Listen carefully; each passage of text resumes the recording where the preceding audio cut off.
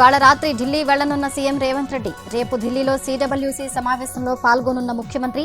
CWC సమావేశం తర్వాత విదేశీ పర్యటనకు సీఎం. ఈ నెల 30 వరకు కొనసాగనున్న విదేశీ టూర్.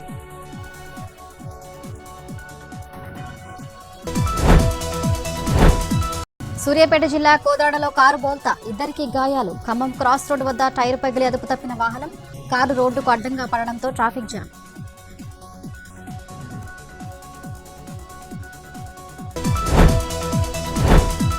ఏపీ శాసన మండలి దగ్గర టెన్షన్ వాతావరణం. మండలికి ర్యాలీగా వెళ్లిన వైసీపీ ఎమ్మెల్సీలు అడ్డుకున్న పోలీసులు. డీఎస్సీ అవకతవకలపై సీబీఐ విచారణకు వైసీపీ డిమాండ్.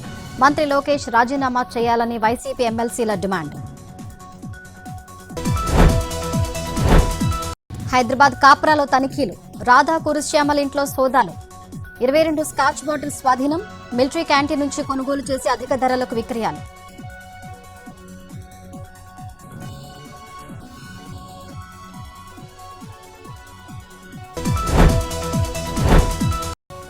కాసేపట్లో ఏపీ శాసన మండలి ప్రారంభం. రెండో రోజు అసెంబ్లీలో కొనసాగుతున్న ప్రశ్నోత్తరాలు. 11 గంటలకు ఏపీ కేబినెట్ షురూ. అసెంబ్లీలో ప్రవేశపెట్టాల్సిన కీలక బిల్లులపై చర్చ.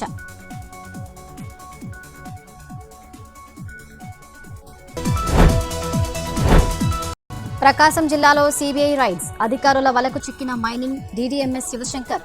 గ్రానైట్ వ్యాపారుల నుంచి 2 లక్షల లంచం తీసుకుంటూ పట్టుబడ్డ శివశంకర్.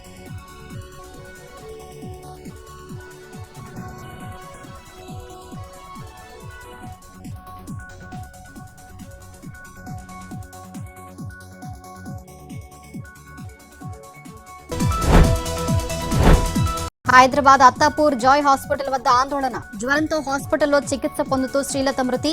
వైద్యుల నిర్లక్ష్యమే కారణమని బంధువుల ఆరోపణ. డాక్టర్లపై చర్యలు తీసుకోవాలని డిమాండ్.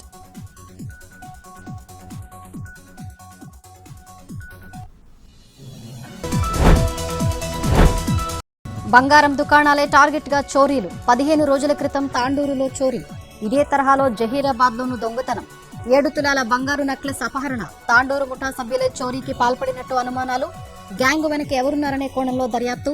బంగారం వ్యాపారులు అప్రమత్తంగా ఉండాలని పోలీసుల సూచన.